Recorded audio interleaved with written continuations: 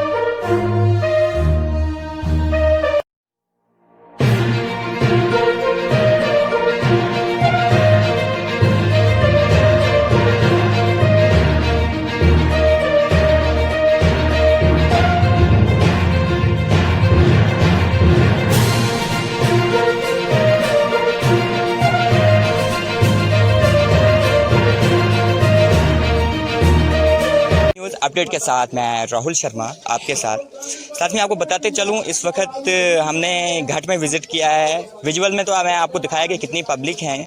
तो आज मैं आपको बताते चलूं कि आज ये जो भारतीय जनता पार्टी के द्वारा यहाँ पे कैंडिडेट के द्वारा ये फॉर्म डाला गया है डीडीसी इलेक्शनों के लिए। तो चलिए अब पूरी जानकारी हम जो डिस्ट्रिक्ट प्रेसिडेंट सोमराज जी हैं उनसे लेंगे। सोमराज जी, सबसे पहले आपका स्वागत है हमारे चैनल में। तो आप मुझे बोलें कि ये डीडीसी इलेक्शन जो आजकल फर्स्टली हैं क्या, क्योंकि एक मुहिम सी जे&के के बीच में कुछ हमारे वैसे व्यूवर्स हैं जो जानते भी नहीं है डीडीसी इलेक्शन क्या है। तो सबसे पहले आप बताएं हमें डीडीसी इलेक्शन है क्या है। धन्यवाद राहुल जी, मैं आपके चैनल से आपको बहुत बहुत बधाई देता हूं कि आप लोगों ने यहाँ पे कष्ट किया, आप आए। आज हमारे कैंडिडेट भारतीय जनता पार्टी के नीलम कुमारी जी, जो हमारे इश्तियाक भाई वानी जी हैं, स्टेट के स्पोक्स पर्सन रहे हैं, इनकी अध्यक्षता में आज हमने इनका नाम फाइल नॉमिनेशन की यहाँ पे, और बहुत संख्या के लोगों ने यहाँ पे आके इनका स्वागत किया। डीडीसी का इलेक्शन ये भारतीय जनता पार्टी का एक स्वार्थ नहीं था।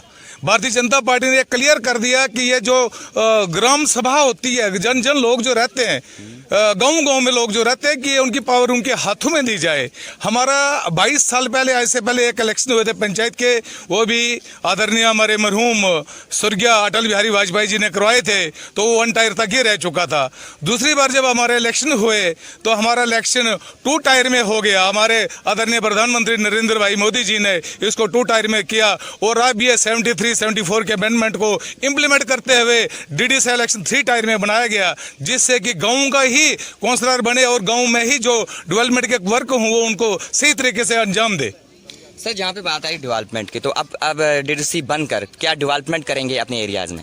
आपको जानकारी होगी, हमने अपने अपोजिशन वालों से भी बड़ी बार ये बड़े अच्छे स्टेजों से चैलेंज किया कि भाई साहब आपने 70 साल इस जम्मू कश्मीर के अंदर सरकार राज किया है और हमने मात्र 3 सालों में राज किया है, और वो हमारे साथ आके सामने डिबेट करे जो हमने 3 सालों में जनता का प्यार, जनता के काम आए हैं। अभी आपने देखा होगा कोविड-19 लगा हुआ था, यहाँ पे एक महामारी थी, लोग मर रहे थे घरों में। उस महामारी में भारतीय जनता पार्टी का कार्यकर्ता और सेवा भारती का कार्यकर्ता ही लोगों के घरों में गया, लोगों के हाल पूछने गया। ये लोग तो तब मेरे भाई कोरोना में बैठे हुए थे, तो कोमा में चले गए थे। आज ये बड़े दावे से वो अपना गुपकार अलायंस बना के कहीं कहीं कैसे करके ये यहाँ पे एक इलेक्शन लड़ने का शुरू अपना एजेंडा किया हुआ इन्होंने। लेकिन आज लोगों को पूरा पता है जो हमारे नरेंद्र भाई मोदी जी ने यहाँ के विकास किए हैं, सबका साथ सबका विकास, सबके विश्वास के साथ हम लोग आगे बढ़े हैं, और आगे भी हम ऐसे ही करेंगे कि जो उनका एक नारा है सबका साथ सबका विकास सबका विश्वास, उसी से हम आगे बढ़ेंगे। अभी आप लोगों ने देखा होगा कि ये लोग जब यहाँ पे ऐसी हालात चली, महामारी हुई, तो कहीं भी आप लोगों को ये लोग नजर नहीं आए। अगर मैं आप लोगों से यही प्रार्थना करूंगा कि यहाँ पे हमारे हिंदू मुस्लिम सिख ईसाई सारे भाई बैठे हैं, मैं उनसे प्रार्थना करूंगा कि अगर ये आपको वोट मांगने आते आप इनसे पूछिए कि इन 6 महीनों में आप लोग कहाँ थे? तब आपको याद नहीं था कि ये लोग जिंदा हैं या मरे? मेरे भाई, मैं आप मीडिया वालों का बहुत बहुत शुक्रगुजार हूँ। मुझे एक प्राणु का किस्सा याद आता है। हमारे भाई एक मीडिया का प्राणु किसी के घर में गया और वहाँ पे एक बेचारा श्रीमान जी थे, उनकी श्रीमती जी स्वर्गवास थी और छोटे छोटे बच्चे थे, और उस मीडिया के द्वारा उसकी आवाज़ हम तक पहुँची कि इस घर में कोई खाना नहीं है, कुछ नहीं, इसका चूल्हा नहीं जल रहा है। और आप यकीन नहीं करो, मैंने 48 मिनट में उस मंडल के अध्यक्ष को, उस मंडल में जो हमारे महामंत्री रहते थे, मैंने उन दोनों को भेजा और उसके घर का चूल्हा जलाया। अभी आपने देखा होगा कि इस महामारी के दौर भी कितना विकास किया मोदी जी ने। एक महामारी के चलते हुए हम लोगों को घरों में बैठ के 6-6 हज़ार रुपया किसान निधि स्कीम में दिया, घर घर गैस उजाला स्कीम का पैसा दिया, कोई कसर भी गाइड नहीं रखी। और मैं आप लोगों को एक आश्वासन दिलाता हूँ, विश्वास देता हूँ कि मोदी जी जो है तो सब कुछ मुमकिन है। उन्होंने कहीं हिंदू नहीं देखा, मुस्लिम नहीं देखा है। आप लोगों के अगर घर में किसी के अकाउंट में पैसा आया तो गुलाम मोहम्मद के भी आया और रमेश कुमार के भी आया होगा, ये आप लोगों को खूबी मालूम है। अगर गैस सिलेंडर दिया होगा तो सलीमा बेगम को भी दिया होगा और श्रीमती राजकुमारी को भी दिया होगा। ये ऐसा हमारा एक विश्वास है और हम विश्वास के साथ आगे बढ़ेंगे।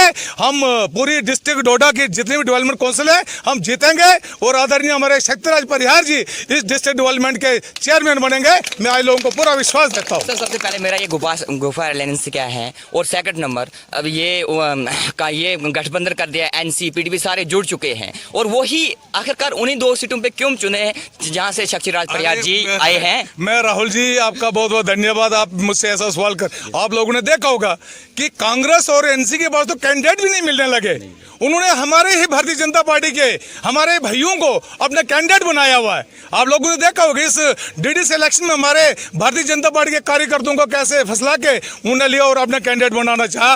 गुफकार अलायंस उन्होंने इसलिए बनाया हुआ है कि शक्तिराज परिहार जी ने जो इन 3 सालों में डेवलपमेंट की है, लोगों का प्यार उन तक है और उनको लोगों ने मजबूर किया है कि 2 जगह से लड़ने के लिए। हमने सोचा था, बहुत बार हम चाह रहे थे कि काश अगर हमारे भाई अब्दुल मजीद वानी साहब अगर एक जगह से लड़ते और खालिद नजीब सरवरी साहब भी एक जगह से लड़ते तो मजा तब था, लेकिन अब उन्होंने ग्राउंड को पहले खाली कर दिया, अपनी हार को उन्होंने बिल्कुल मान लिया है और गुप्कार अलायंस इसलिए बनाया उन्होंने।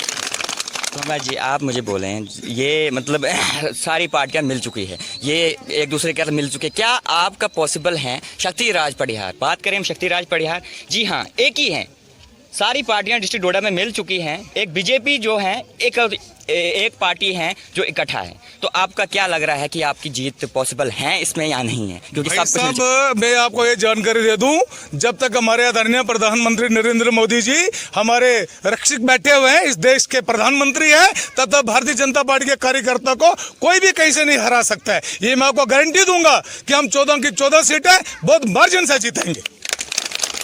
अब क्या डिमांड रहेगी हमारे व्यूअर्स के लिए, क्या डिमांड रहेगी, क्योंकि गुफकार क्या है, ये गैंग है, क्या है? भाई साहब इसके लिए तो हम कुछ नहीं बोल सकते कि उन्हें गुफकार अलायंस स्कीम बनाया है। आप लोगों ने देखा कि आर्टिकल 370 टूटने के बाद, 35 टूटने के बाद यहाँ का सारा जो भी राष्ट्र है वो सारा एकजुट में खड़ा हो चुका है। आपने देखा होगा 26 अक्टूबर को जब हमारे एक विलय दिवस था, कश्मीर के अंदर हजारों की गाड़ियों में तहदाद के लोग हजारों गाड़ियों में थे जिनमें तिरंगा फैला हुआ था। वही लोग कल तक बोलते थे कि हम तिरंगा को हाथ नहीं लगाएंगे। आप यकीन नहीं करोगे, मुझे ये चीज़ कहनी नहीं चाहिए लेकिन इसमें मैं चाहूँगा भी नहीं। कल मैं एक दूसरा हमारा कैंडिडेट जी थे मनोहर लाल जी चुराला में, मैं उनकी फाइल नॉमिनेशन करने गया था, तो मुझे एक मुस्लिम भाई जो मेरे दोस्त थे उन्होंने मुझे फ़ोन किया। उस गाँव में जाके इन लोगों ने अटैक किया वहाँ पे, उन्हें बोला कि आप हिंदू को वोट दोगे तो मुसलमान खतरे में हो जाएगा। और उस मुस्लिम भाई नौजवान ने जवाब दिया कि फारूक अब्दुल्ला साहब, आपने अपनी बेटी का रिश्ता राजेश पायलट के घर में किया है, तब मुसलमान खतरे में नहीं है। अगर आपको लगता है कि मुसलमान खतरे में है तो अपनी बेटी को वापस ले आओ। तो इसलिए इन्हें ये गुपकार गैंग जो बनाया है अपने आप को उन्हें खत्म कर चुका है। जो ही आदरणीय प्रधानमंत्री जी ने हिंदुस्तान को मजबूत किया, राष्ट्र को मजबूत किया है, तो ये लोग कहीं आपको कोई खतरा नहीं किसी को। यहाँ पे मैं चैलेंज से बताऊंगा, गारंटी दूंगा, किसी मुस्लिम भाई के पैर में कांटा जाएगा हम दांत से निकालने वाले शख्स है। और आप लोगों ने आज तक हमारे 32 साल की पॉलिटिकल इतिहास में आपने देखा होगा हमारा कोई दुश्मन नहीं है। हमने विकास करने की एक ही ठानी है कि जो आदरणीय प्रधानमंत्री नरेंद्र मोदी जी हैं, जो उन्होंने एक नारा दिया है सबका साथ सबका विकास, हम उस विश्वास को लेके आगे बढ़ रहे हैं और आप लोगों को ये विश्वास होना चाहिए कि हम कभी किसी से धोखा नहीं करेंगे। एक में तुरंत में अभी आप देखते होंगे आपने बिहार में इलेक्शन हुए और हर चैनल ने भारतीय जनता पार्टी को लास्ट बैक पे पहुंचा दिया। उन्हें बोला कि भारतीय जनता पार्टी तो अब यहां से जीत नहीं सकती है, लेकिन नरेंद्र भाई मोदी जी ने उस टाइम ही बोला था कि हम यहां से जीतेंगे और आपने देखा 125 सीटें जीत के मार्जिन में पूरे मेजॉरिटी में अपनी सरकार वहां पे बनाए। अगर हमने विश्वास को खोना होता था तो हम नीतीश कुमार जी आज का मुख्यमंत्री वहां पे नहीं बनाते। नरेंद्र भाई मोदी जी ने पहले तय कर दिया था कि हमारे मुख्यमंत्री बिहार में होंगे तो वो नीतीश कुमार जी होंगे और उन्होंने उसी विश्वास को बढ़ाते हुए फिर 8वीं बार उनको वहां का मुख्यमंत्री बनाया। वहां की बहनों ने, मैं बहनों से, यहाँ पे बहनें हमारी है, माता है, मैं इनसे भी निवेदन करूंगा, वहां की बहनों ने, मुस्लिम मेजॉरिटी एक स्टेट होते हुए भी मुस्लिम बहनों ने वहां पे स्वागत किया नरेंद्र मोदी जी के जो फैसले आए थे उनके, जो उनके घर घर में चूल्हा दिया, ट्रिपल तलाक से खलासी कराई। उन्होंने बोला कि हमें तो मोदी जैसा प्रधानमंत्री चाहिए। तो इसलिए मैं आप लोगों को सबको आश्वासन देता हूं अपने भारतीय जनता पार्टी के बिहेव से कि आपको कोई खतरा नहीं, किसको कोई खतरा नहीं है। ये लोग आ जाएंगे, हम लोगों को आपस में लड़वाएंगे और उसके बाद ये फिर नजर नहीं आएंगे कहीं आपको। आप हमारा 13 दिसंबर को वोटिंग होगी और हर भाई बहन माताएं, खास करके मैं बहनों माताओं से गुजारिश करूंगा कि वो हमारे एक स्तंभ होता है, मातृशक्ति जो वो स्तंभ होती है, उसी मातृशक्ति ने बिहार के एक रिजल्ट को अच्छे सूरत में बदल के दिखाया है। और हम चाहेंगे इस घाट कॉन्स्टिट्यूएंसी से नीलम कुमारी जी बहुत अच्छे मार्जिन से आपके माध्यम, स्वर्णलता जी ने आज अपना सरपंची का फाइल नॉमिनेशन किया हुआ है और इनको भी आप भारी अक्सरियत से जिता के पंचायत में भेजेंगे। मेरी आपसे यही निवेदन रहेगी और 13 दिसंबर को ही ये दोनों पोलिंग होंगी, वोटिंग जो होगी हमारी 13 दिसंबर को होंगी। सुबह 7 बजे ही हम वोटरों को अपने अपने घरों से निकाल के अपने बूथ पे पहुंचाना है। मेरा यही मैं आपसे निवेदन रहेगा कि 13 दिसंबर को कोई भी हमारा व्यक्ति घर में ना रहे और खुले दिल से आके भारतीय जनता पार्टी को वोट करेंगे। मेरा यही निवेदन है। शुक्रिया, जय हिंद, जय भारत। जैसे आप सब जानते हो, जैसे आप सब जानते हो कि मतलब कांग्रेस और पीडीपी सारे एक, लेकिन भारतीय जनता पार्टी एक इकलौती एक मतलब खुद से अपने दम पे लड़ रही है। चलो अब हालात देखेंगे आगे क्या होता है क्या नहीं। हमारे साथ बातचीत करने के लिए और हैं इश्तियाक जी, घर से हैं। सर आपका क्या मैसेज रहेगा पब्लिक के लिए? मैं पहले एक शेर कहूँगा क्योंकि बातें तो सब स्वामीराज जी ने बोली दी। जी। कल तक जो बेवफा थे, कल तक जो बेवफा थे आज वफादार हो गए। कुछ जगहों पे ये एक दूसरे के तरफदार हो गए। हम अगर खोलेंगे जबान तो कहेंगे ये गद्दार हो गए। मैं एक ही मैसेज दूंगा, नरेंद्र मोदी जी आपको कोई चिंता नहीं है जब तक जम्मू कश्मीर की इस स्टेट में स्वामीराज जी, इश्तियाक वानी जी या गिरधारी लाल जी या इनकी धर्मपत्नी या जगदीश ठाकुर की धर्मपत्नी आपके साथ है तो जम्मू कश्मीर के भाईचारे को कोई टीस नहीं पहुंच सकती है। और एक चीज आपके माध्यम से जरूर कहूंगा कि वो बोल रहे हैं कि ये फॉसिस्ट ऑर्गेनाइजेशंस हैं और ये पोलराइज कर रहे हैं। मैं एक ही चीज बताऊंगा आप लोगों के माध्यम से, मुझे आप बताइए पोलराइज हम कर रहे हैं कि आप गुंदना में जाकर पोलराइज कर रहे हैं, आप मरमत में जाकर पोलराइज कर रहे हैं? क्या वजह है कि यहां आपका रिकॉर्ड नहीं है हमारी घाट सीट से और गोंदना और मरमत में जाकर आप अलायंस पर लड़ रहे हैं? क्या वजह है? क्या आप चाह रहे हो कि हम शक्तिराज जी परिहार के लिए पूरा जोर लगाएंगे? तुम्हारे जोर से कुछ नहीं बनेगा। वोट वहां डालना है अवाम ने, हिंदू और मुसलमान भाइयों ने। ऊपर मुलानेपुर तेले बिशोरो छो नरेंद्र मोदी जी तेलोड़िया अजनो छो माल ते एंड क्यों एना रेड कमा करें अपनो वोट न सिराजी सारे समझी कहां छे अपनो वोट जाया न करे तो एन मुसलमान भाई एन मैंने अपील छी लोड़िया कि एन पतो छो कि एन बीजेपी वाले जेंग छे एन काम काज करने वाले मानसे छे ते एन लगो छे मेरी में इतना भी जोरो स्वामीराज जी उले माले मा कि एन लगो रे छे दिंगा थापा देने। तू ख्याल रखे हम एक का जोमिप तो ये कि आए वोट त्राणो छो विकास तरक्की खुशहाली।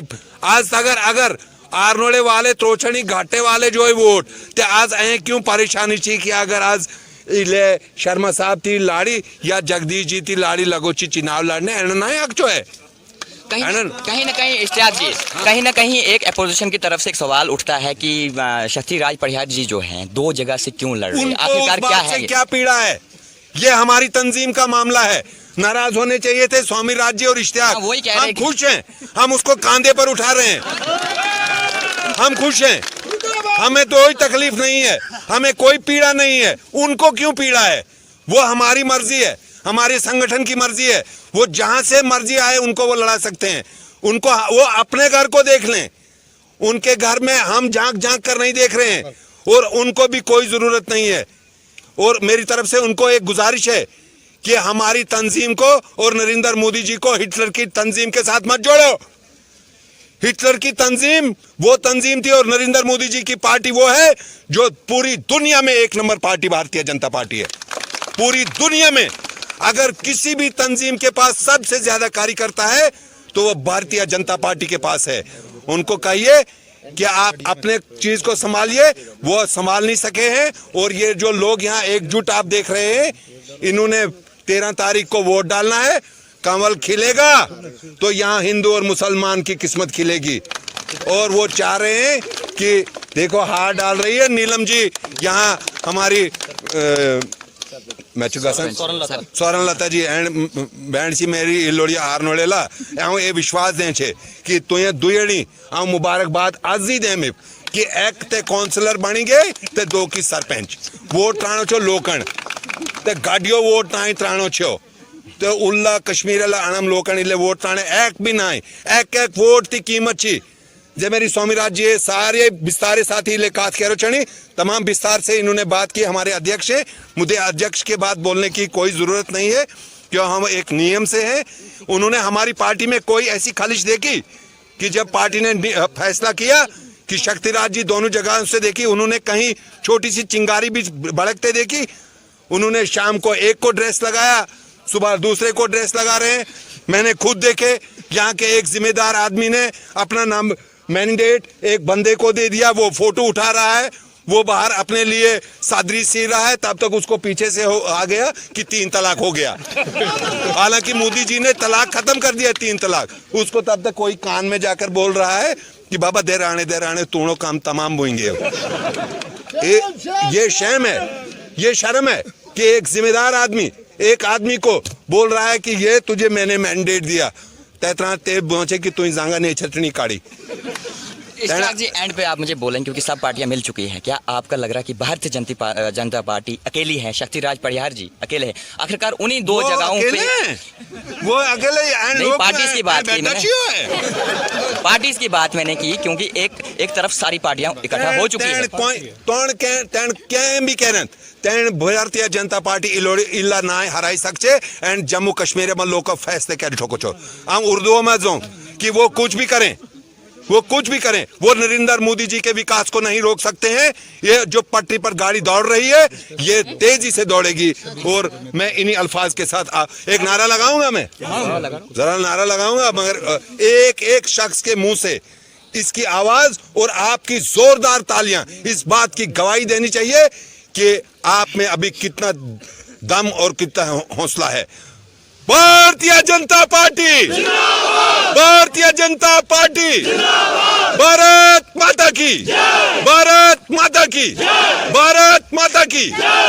इन्हीं शब्दों के साथ मैं अपने अध्यक्ष जी को, यहाँ बहुत सारे लोग हैं जिनका मैं परिचय देना चाहता हूँ। यहाँ बच्चन शर्मा जी हैं, यहाँ हमारे मंडल अध्यक्ष ऑफिस सेक्रेटरी बाबूराम जी हैं, और बहुत सारी आप वो देखो भाई बाबा इले पातो देख हैरत ताक तो इले चाहिए पाते हैं हम से आगरे।